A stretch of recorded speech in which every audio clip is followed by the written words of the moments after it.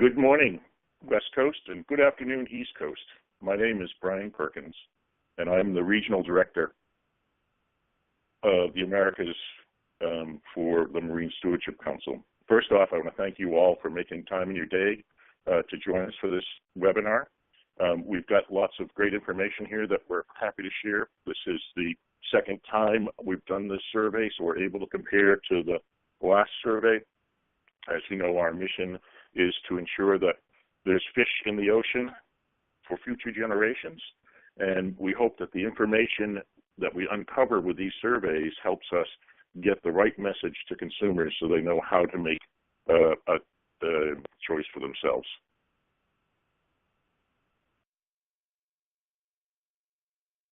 So today's agenda, let me go back a slide, sorry.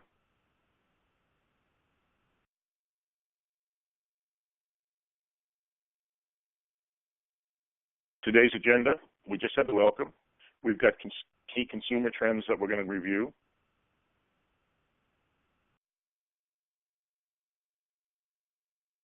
I guess I'm pushing the button too fast and impatient. We've got an overview of key consumer trends. We've got an update on some North American activities of what we're doing, and then question and answer, and then we'll close. And we want to leave as much time as we can for all of the great questions you'll have. The speakers today are James Morris, who's director with GlobeScan, the organization that did the survey, the research, Brian Perkins, and Celine Rouzard. And without further ado, I'm going to turn it over to James to take us through the findings of the survey. James? Thanks, Brian, and good morning, good afternoon, everyone. I'm happy to be here to present the results today. As I dig in, I'm just going to take you through the findings as quickly as possible so we can get enough time for questions at the end. Firstly, just to kick us off, let's just give an intro to the survey. So this survey is actually a global survey in 22 countries around the world, an online survey that we did with the general public. So just to say at the outset, it was 22 countries with data in this survey. So if you do have any questions about specific countries, do get in touch with the local MSC rep, and there's plenty of data to dig in with specific questions. 2 countries in North America, obviously the US and Canada, will be sharing the results of today, both in aggregate, and we'll dig into some individual country results at times. Again, if you've got any specific questions about the individual country results, please get in touch with the country representative of MSC. We started the survey off really with some questions for everyone, the general public broadly. As you can see, that sample in North America there of the 5,664. And then we narrowed it down to seafood consumers. So, some specific questions for those people that are really those seafood consumers, which you'll see the sample in North America is 4,155 there. As Brian said, this is the second study, tracking a similar one that we did in 2016, but we really explored a lot of new areas in the study this year, which we were excited to share with everyone, and we'll be really focusing on those today.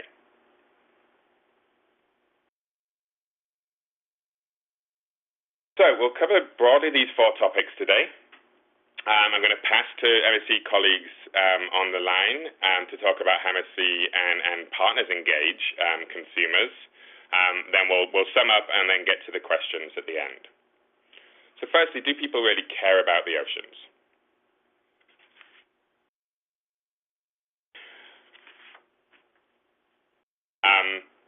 To set this in context, to start us off, we obviously wanted to understand those seafood customers and understand how much they enjoy eating seafood. To put this in context between those that are seafood lovers and those that are kind of, they like eating seafood, but they don't necessarily eat it a lot. So a third of the consumers are kind of self-declared seafood lovers, and seafood. The level of seafood varies by country, as you can see here. The US and Canada fairly similar, with the US just picking Canada on the seafood love there, but 36% of the seafood consumers in the US are seafood lovers, and 33% in Canada. And you can see it does vary across countries. South Africa topping the table there of seafood love. It does vary within countries as well. The closer you get to the coast, there's a general trend of seafood love increases there, but it does vary within countries as well. So with that in mind, we've got seafood lovers in our population. The good answer and the positive answer is obviously, to start us off, is a large majority of consumers agree that we need to protect fish. A lot of them are seafood lovers, so they want that seafood around, so our children and grandchildren can continue to enjoy the seafood. This 81% in North America is really quite the same as the global average. So 8 out of 10 consumers in North America really show real strong support for protecting our oceans and obviously the fish and the seafood within it.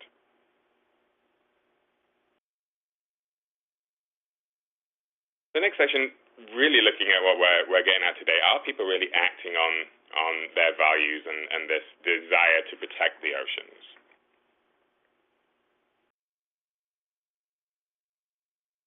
Excuse me. So, one of the key things that we look at in this survey is really to understand what motivates consumers when they're purchasing fish and seafood. On the next page, I'm going to show you a slide that really summarizes the findings of a key exercise we do in the survey to really try and determine what motivates consumers when purchasing fish and seafood, from a long list of motivators that you see on the slide here. We ask consumers which attributes are the most and least important when they purchased a recent seafood product. We want to attach it to a recency, so we get specific about this, and it's not just a generalization. And the attributes tested include a range of things, as you see on the slide here, from kind of purchase drivers, such as drivers of taste, quality, and safety, to those other purchase drivers around sustainability, fishing method, locally sourced, etc. And basically everybody gets a number of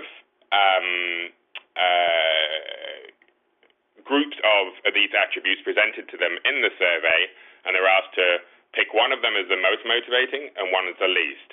And then they get multiple versions of this.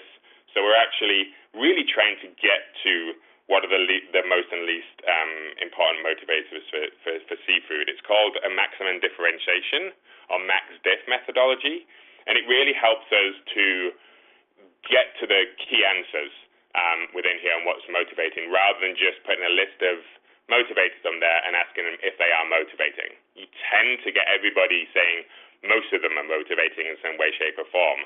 This really forces a kind of clear answer from respondents, as we'll see on the slide in a second.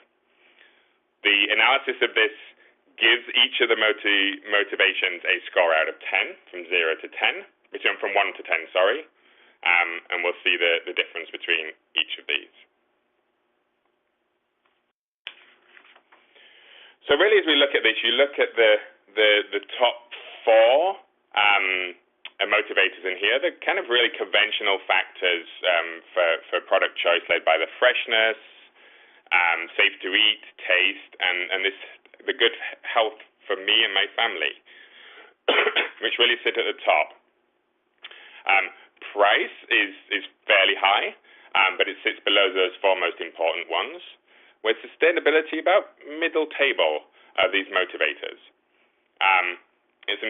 I think it's important to note that while it may seem middling, it's an important choice that's on the table. There is no one reason why people make a purchase, and that sustainability is part of that choice, is an important element going forwards. Price really ranks the same as it does globally, so 5th on the table.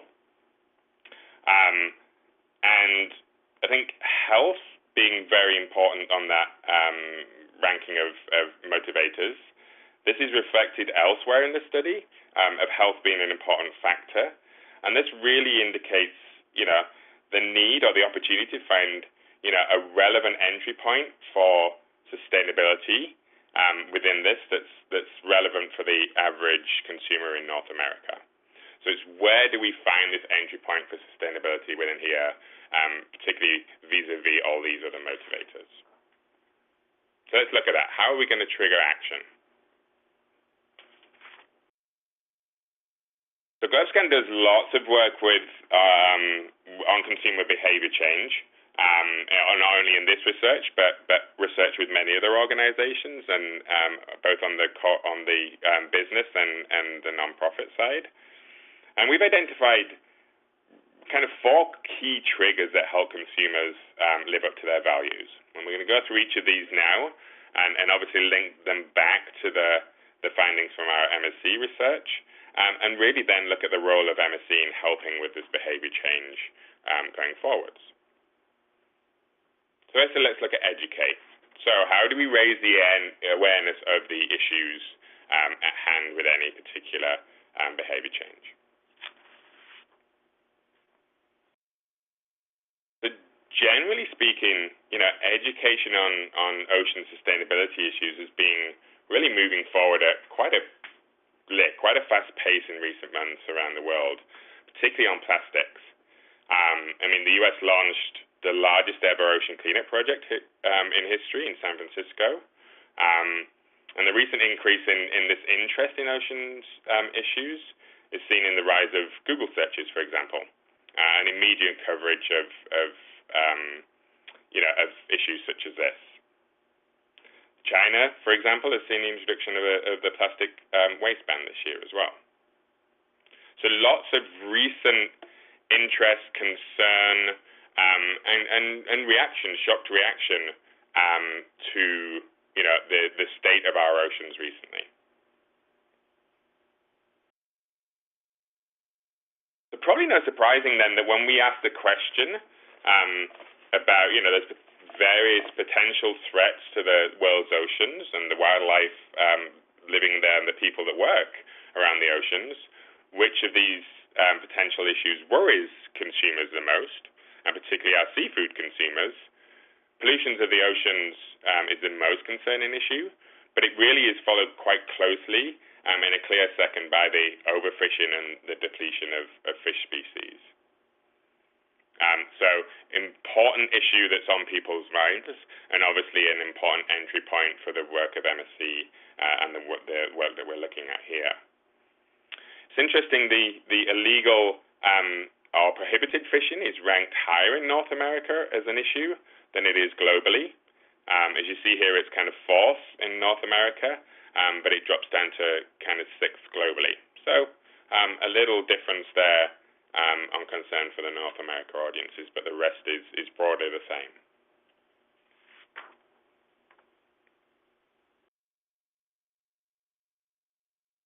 So in terms about education, how do we want to educate people? How can we get their different messages to them? So seafood consumers are really keen to find out more about sustainable seafood from product packaging, obviously indicating this warm audience for MSc and the certification and the labeling there. But we know that this isn't, a single answer. There is no silver bullet for getting information out there. For example, a Nielsen study a couple of years ago showed that really clear it's not as simple as having this one preferred channel, because people will say definitely a preferred channel. It's basically multiple channels, and it's multiple messages over multiple channels that really gets to the effective messages to people and to particularly to promote behavior change. So when it's only on a pack, the claims of sustainable seafood is only on a pack, they need to be explained in other channels, particularly channels that are trusted to really get the benefit of the information and the explanation on the packet. So it has to be backed up within there with different information. Interestingly, just on this slide, the food bloggers down at the bottom there is 6% in North America, but it's actually not mentioned anywhere else in other regions. So is this an emerging source where we can actually exploit? And actually, this 6% comes mainly from the USA, where it's actually 13%. saying that they like to find out more via food bloggers and YouTubers and other food influencers within there. So perhaps, particularly in the US, an emerging source of information that MSC can take advantage of. So next section, let's talk about equip. So how do we've educated them, how do we equip consumers to provide and for them to find these easy solutions that are accessible around sustainable seafood?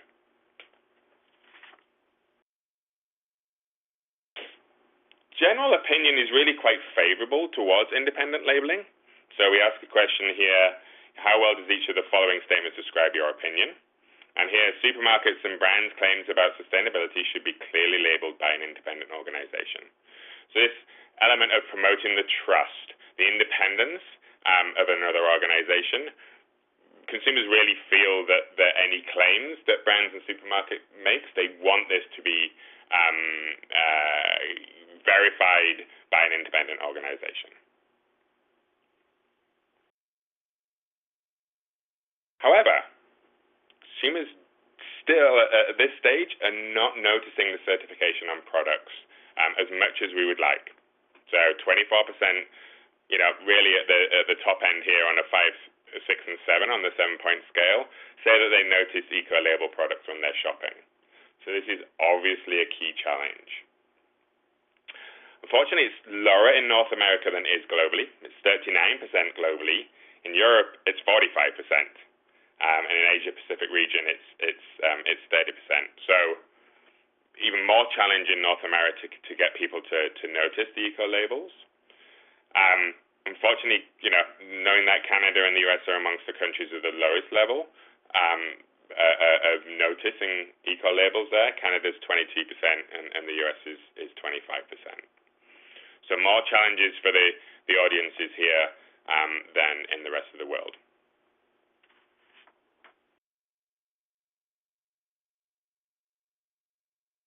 Awareness of the MSC label has increased in North America since 2016. So it was 19% in 2016, and now it's 23% when we asked them to look at the MSC logos. Probably what we would expect in a market where eco-labels are not actually well noticed from the previous slide as we saw. Awareness in the US is actually significantly higher in US coastal regions overall. Not so much in Canada. It's not so much of a stark difference between there. 30% of seafood lovers recorded in the MSC logo in North America. So it's higher amongst those who are real lovers of seafood, which is great if those people are actually seeing it higher. But obviously we would like that figure to be significantly higher.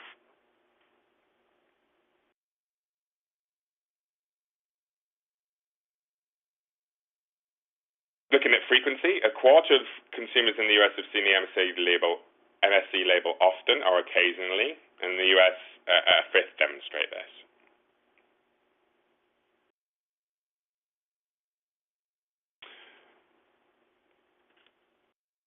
But to gain a complete picture, we really need to understand basically how do people understand the label and also how much they trust it as well. So in here, it's actually a third. It's actually a 2/3, as you see on there. So 65% of consumers actually trust the MSC label. So it's not a third, it's 2/3, 65%, which is really quite high. And 24% say they understand what the MSC label is. So this is a spontaneous response we get from them when we say, look at the label and tell us what the logo represents or what it means to you. On trust there, actually really quite a high figure. So GlobeScan does a lot of tracking around trust on all sorts of different institutions, both broadly, so trust in large companies, for example, or trust in NGOs, and obviously with a lot of our other clients as well. 65% for a level of trust in this world that we live in now, when there is a real deficit of trust for many organizations. The trust in MSC is really quite high. So that's an important attribute to have for people to really engage with any organization and any independent labeling. And we take a lot of these elements and put them together in some advanced analysis and really look at the kind of pathways to trust. So that trust is high, and how does trust influence things like, obviously, the purchase of MSC products? So trust in MSC really drives purchases, as you expect, but it's not a simple linear one-to-one relationship. There's other elements involved in here. Nothing is as simple. So trust is really, driven in one way by the availability of brands and the range of prices. So if people are seeing more products with the label, they're more likely to kind of trust it in one way because it's more frequent. They're seeing it more often. It's more visible to them. And they're obviously more likely to purchase it as well with the availability. But there's also a different approach to the trust as well, that it's really driven by how easy or how much the label enables shopping. So that convenience angle within there, and also the values-driven element, that it's sustaining the fish populations, that real driver of concern about the oceans that we saw at the start of the presentation. They both drive trust, and obviously the convenience drives the purchase of MSC-labeled products. Both of those are really centered in and begin with this sense of independence. MSC is independent. You saw that the vast majority of consumers want brands and supermarkets' claims to be independently verified, and that's just important for that.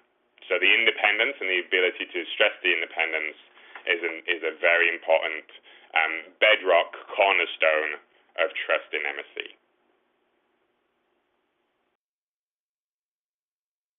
Then we go on to Excite. So how are we going to share a positive vision and stress the kind of personal benefits of MSC and sustainable seafood? So one of the elements here is interesting, and this is not from this particular research. This is from GlobeScan's Radar research, which is a broad sustainability business and society survey that we've been doing for many years. We've seen this trend, unfortunately, of people are increasingly pessimistic about the future of their children and their grandchildren, the future that they will have. You can see, just this past year in 2017, it's dipped below to a negative. So more people disagree that their children will have a higher quality of life than we do today than agree, which is kind of a bad place to start with. So that's obviously a motivational factor, particularly as we looked at earlier on the concern that people have about the sustainability of seafood for future generations. So in the survey, we tested a number of messages in the survey to understand what would consumers most effectively respond to and most motivating for them to purchase seafood with the MSC label on. And this future generations angle is the most kind of motivating message for MSC to communicate. So ensure seafood we enjoy now is available for future generations. But it's not just that one message. It's backed up by kind of these secondary MSC messages, the broader values and ethical responsibility of helping stop the destruction in our oceans, that it actually helps protect the ocean, so that positive element there within there. And finally, that the seafood that the label actually is on ensures it's from a sustainable source. So it's these value-orientated, I want to be able to do this with my purchase. I want to play my part in ensuring that we enjoy, the seafood we enjoy now is available for future generations. That in doing so, it helps stop the destruction of the ocean, helps protect the oceans. And I want to make sure that my purchase, I can do that easily by seeing that the seafood that I'm buying is from a sustainable source. So really this optimal messaging is the emotion, the evidence, and the reassurance there.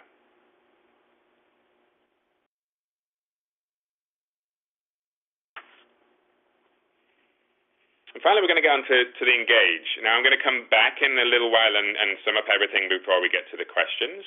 We're going to pass on to MSc colleagues now, who are going to take us through some of the ways that they are working to engage consumers.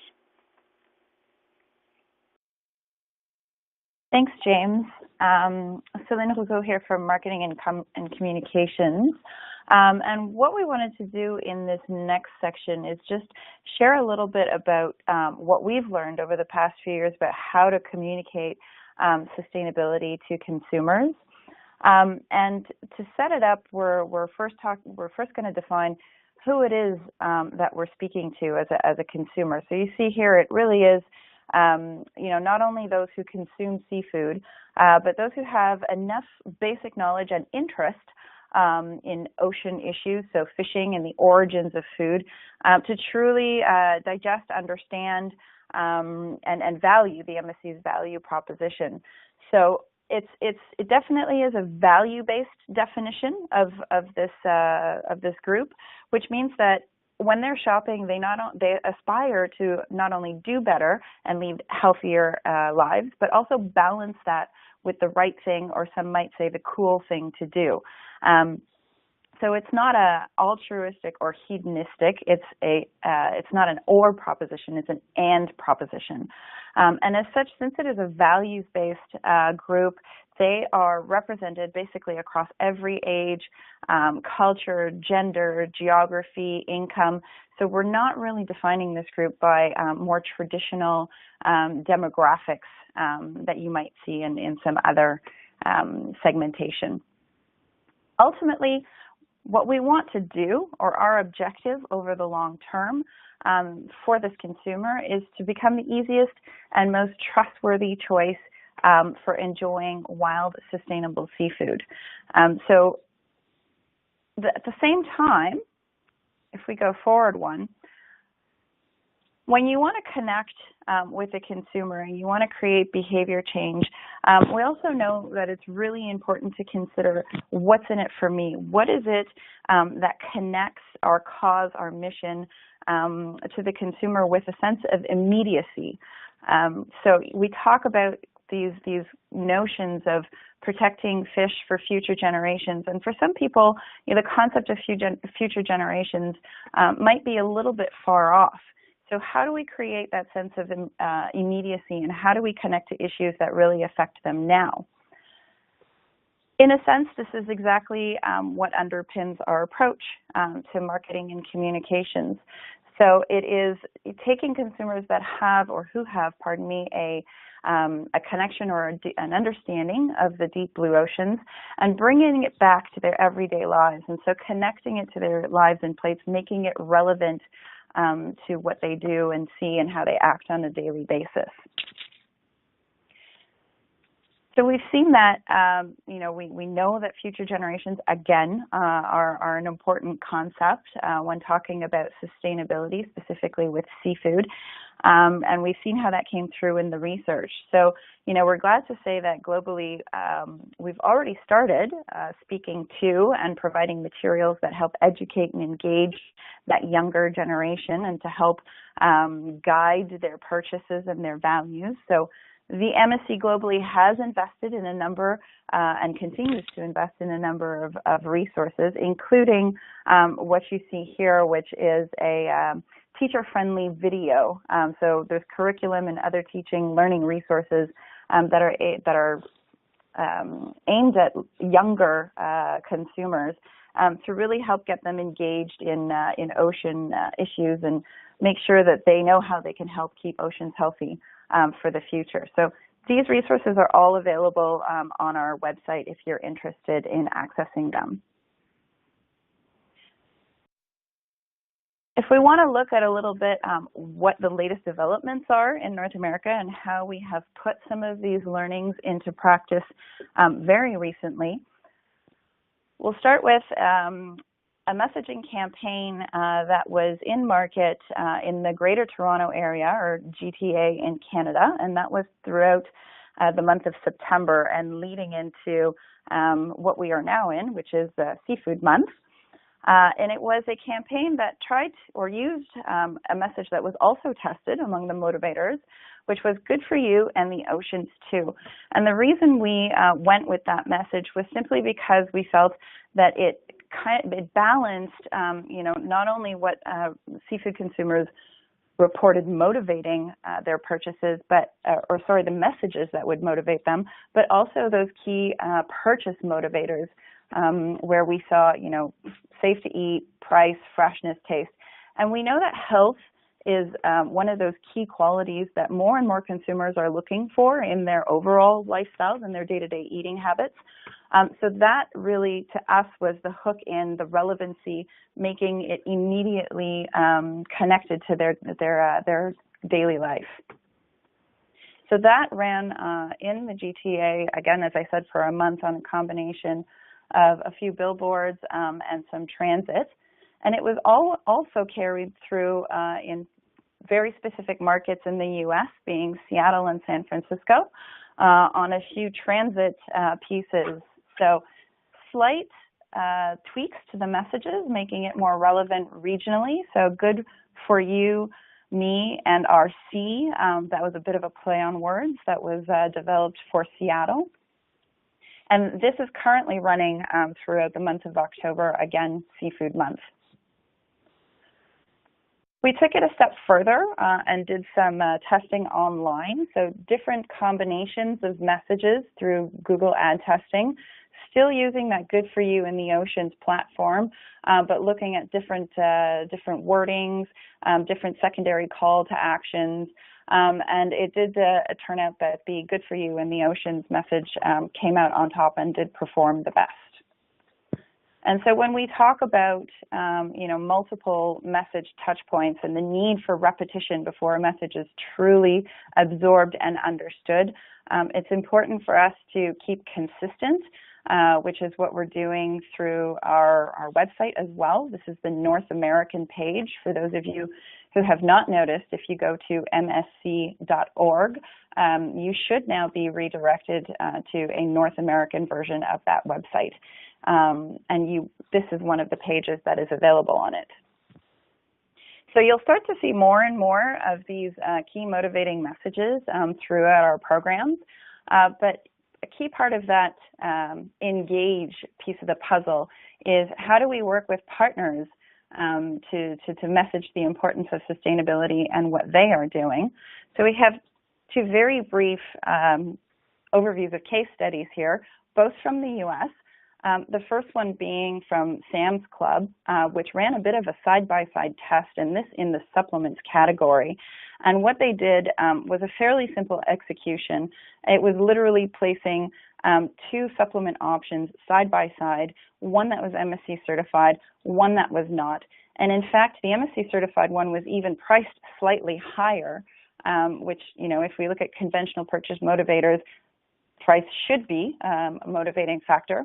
However, when they coupled the side-by-side sales demo with some very simple messaging on the pallet skirts, on trays, on cards, and of course on the product labels, they did find at the end that overwhelmingly their consumers chose the MSC certified option over the non-certified option, and again, this despite a slightly higher price. For McDonald's, recently, earlier this year, they launched what they named a Reel It In campaign, and that was an effort to raise awareness of sustainable fishing and get the conversation started among families. So some of you may know McDonald's is globally the only restaurant company that serves MSC certified fish at every single U.S. location, and I would add to that in Canada as well. And they have just marked 5 years in that position. And so a multi-channel or a 360 holistic approach to this campaign went beyond simply making this card game available in stores. There was media coverage, so some PR efforts around it. They benefited from tens of thousands of views on Facebook and Instagram. There was also some advertising put towards it online, primarily some in print, I believe. And then it was also combined with an influencer outreach, which consisted of mailers to different influencers and journalists. So this is really a perfect example of how effective messaging really is taken beyond just the on-pack level and even beyond the at-store level to really go to those other channels that consumers look at for information about where their food comes from. So with that, I will pass it back to James.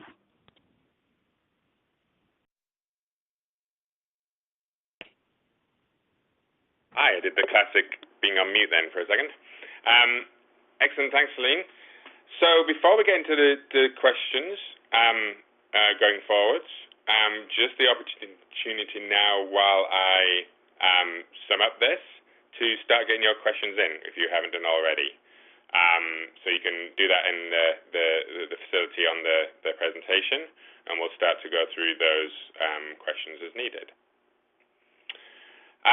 So to sum up, really, people really care about protecting seafood for future generations, but really it doesn't seem that they are necessarily empowered to act on it or not to act on it in all occasions. It really is important to kind of think about how the kind of lack of visibility of eco labels is in there. That statement of sustainability is important, but I don't notice eco-label products when I'm shopping. 61% agree with this. It really is important for MSC to try and bridge the gap between raising the awareness of eco-labels, perhaps by tapping into people's emotional connection to this issue.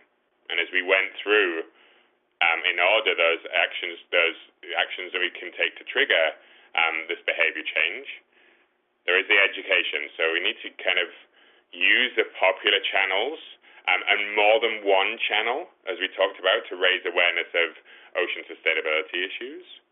People really need to be equipped. They care about the independent certification, but they're lacking this awareness of eco-labels when shopping.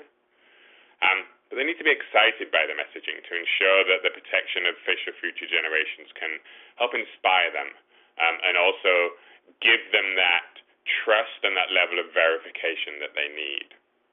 And as Celine's just gone through, to engage them and the power of partnerships and the power of multi-channel engagement and repeating that engagement consistently over and over again is really important to engage the mainstream consumer. As we get to the end there, we're going to start to go through questions, and as we go through this, keep on putting the questions in there, and we'll basically get to as many as we can over the remaining time. So I'm going to hand that back over to Brian, who's going to pepper the panel with some questions. Excuse me. Thanks, James. That was great. Getting more of that information, and Selena as well. Thank you very much for yours. We've got a couple of questions here. And again, we've got about 20 minutes to answer questions still, so please don't hesitate to send in your questions. So James, are there any differences in gender or other demographics and attitudes that came up through the survey? Yeah, interesting there was, Brian. So in general, female customers, which, depending on your perception here, is probably not surprising, but they prioritize sustainability higher than male customers. At the global level, actually, sustainability, if I recall this, surpasses price for female shoppers, but it's opposite for male consumers. There are some exceptions for that, is China. And I think some of the more established kind of European markets, like I think Austria and Germany, where there were no real distinctions on gender.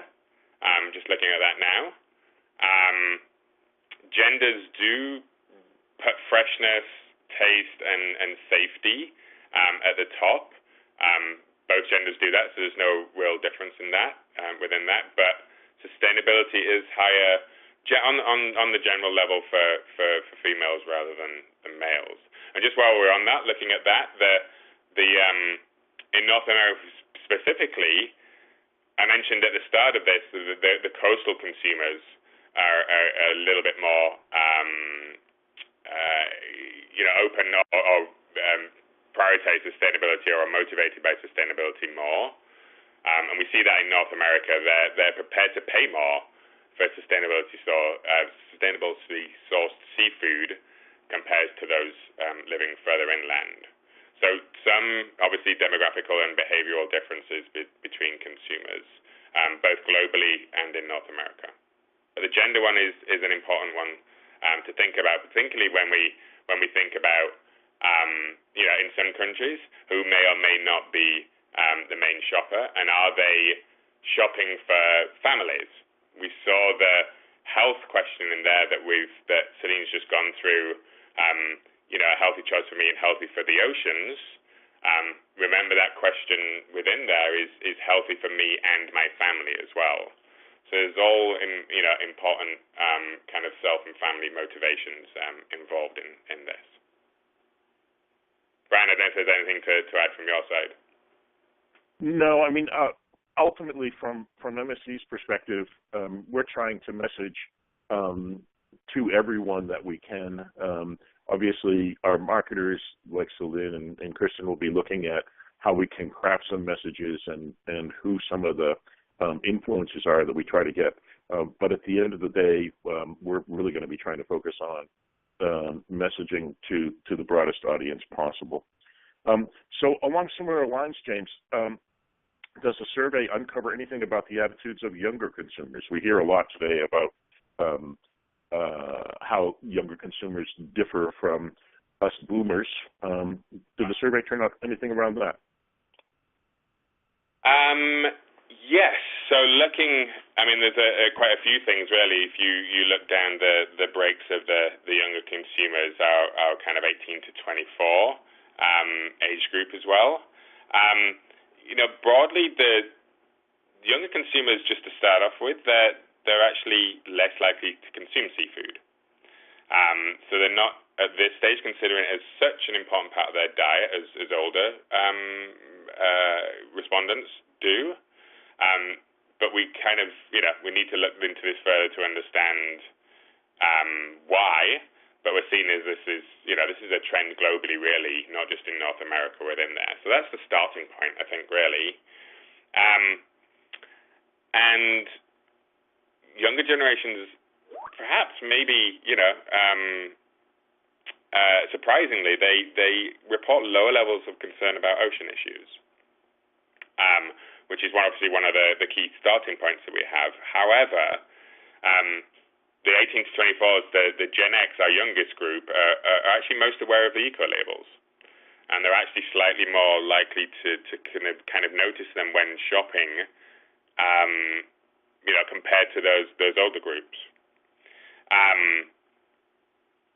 And their awareness actually of MSC is higher. So it's 49% globally, compared to 37% among older consumers globally. And we know that they're more tuned in and empowered when they're shopping. Unfortunately, younger consumers are a bit more skeptical about the current rate of progress. So they really are holding businesses and other institutions to a higher standard and really expect to see more leadership from them in ocean protection.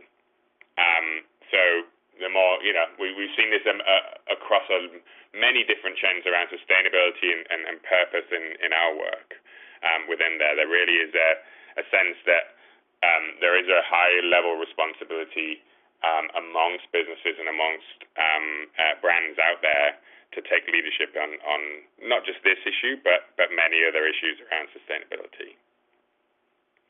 So I guess in terms of messaging, we know that younger groups are more motivated by the environmental messages, and particularly those focused on preventing, the ocean destruction. But older generations are kind of, even more motivated by the future generations idea as well.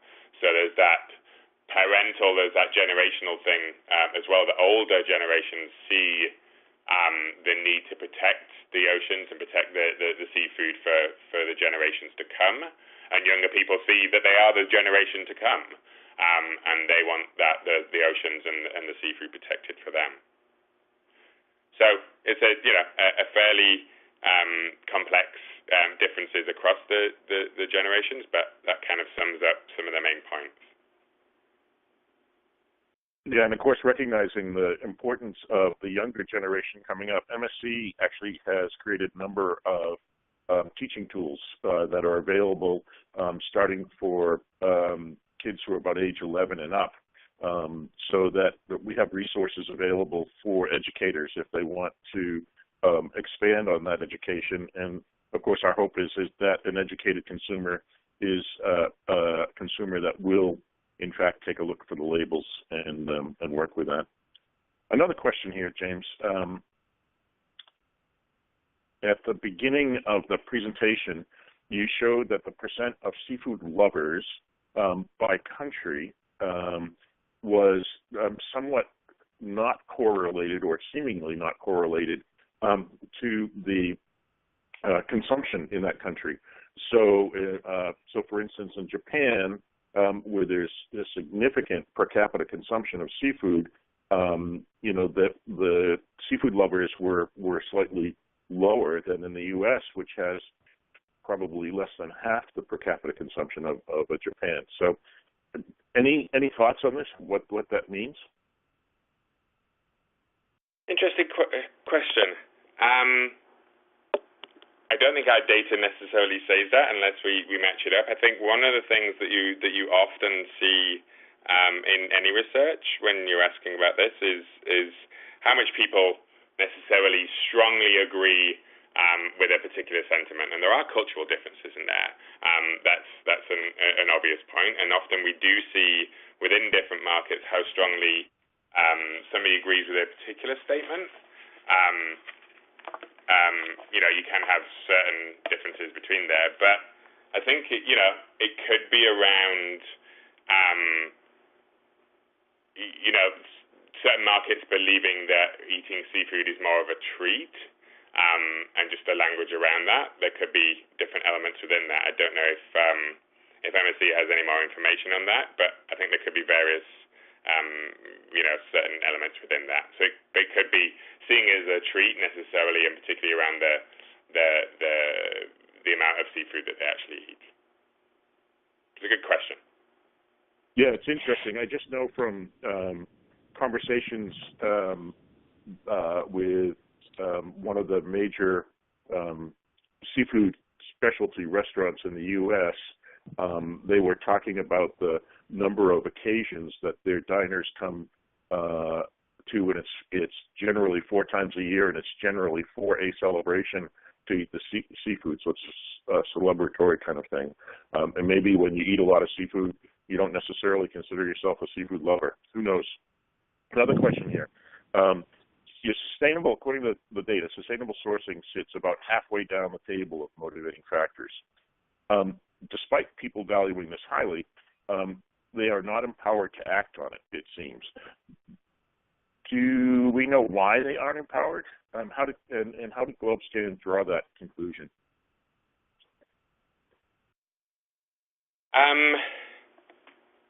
It's a tricky one. I think the empowered to do it is really the empowerment of being aware of the certification and the labeling and actually seeing it when they're shopping. So to be empowered, you need the tools and the information to be able to make those decisions. And particularly, obviously, when we're consumers and we're shopping for food, there is that convenience and that speed element within there as well. So if people are concerned about the issue, and sustainability is one of the important motivators within that, and there's lots of concerns about the future generations and the supply of seafood going forward for future generations and the sustainability of the oceans. For people to actually act on that, they need to be aware and they need to be able to see the labels and have the information going forward. So we saw the lower levels of recognition of the label on a regular basis, and also the clarity about the knowing what that label actually means and what it stands for.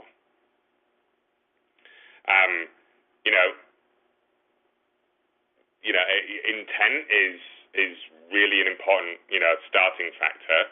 But when you're in, you walk down an average supermarket aisle, for example, or you're going in there, and the barrage of labels and the barrage of information that you get to be able to pick out, the key things that you want in a purchase, whether it be sustainability or whether it be other factors within there, we all recognize that today. So that ability to be able to clearly see and recognize and understand what the labeling or what the messaging or what the information is a challenge for people. So it's that level of empowerment to be able to then act upon the motivations and the intent that consumers have to make the right choice that they want to do from an ethical or a values-orientated perception. And of course, that whole notion of acting and actually acting on what they know is what's driven MSC in the Americas, in the U.S. and Canada, to really take a sharper focus on consumer awareness, so a consumer awareness building program, something that 3 or 4 years ago wasn't really on our radar. We were more concerned with the B2B relationships, and at this point, now we recognize that in order to really move that dial, we have to have the ability to reach the consumer and help the consumer become more aware of what a simple choice it is for them in that regard. Let's see. So another question here. We've got a few more minutes. So how does the importance of sustainability to the North American consumer in their purchase decision compare to that of Western Europe, where they are more educated on MSC? So I think we mentioned that in the results. It's definitely higher. So in Europe is higher in many of the attributes that we measure, both in terms of sustainability being more important, awareness, the importance of these issues to a Western European consumer is significantly higher than North America, and we even see the Asia Pacific audiences being higher than North America as well. So it definitely is a factor between the kind of two Western Hemisphere regions within there that we see many of the factors within the survey being higher within there. And you've got to think it's not just Western Europe as well. You've got to think individually in many of the countries as well. You look in Germany, for example, eco labels are really well established there, and in other countries like Switzerland, where just nationally, the agenda around sustainability is much higher within there. So the market is, I think the questioner kind of, intuits as well. They're more educated around sustainable issues broadly in certain countries than others. So the agenda is already creating that level of awareness and understanding, which is higher than North America. And arguably, we've even taken a dip in North America, at least in the U.S., recently around, the importance and around sustainable issues in many areas of the U.S. as well. So the markets of which that exists, when there's already a fertile ground for sustainability messages such as, the eco labels around MSC, there's already, you've already got a leg up or assistance in that messaging to start off with.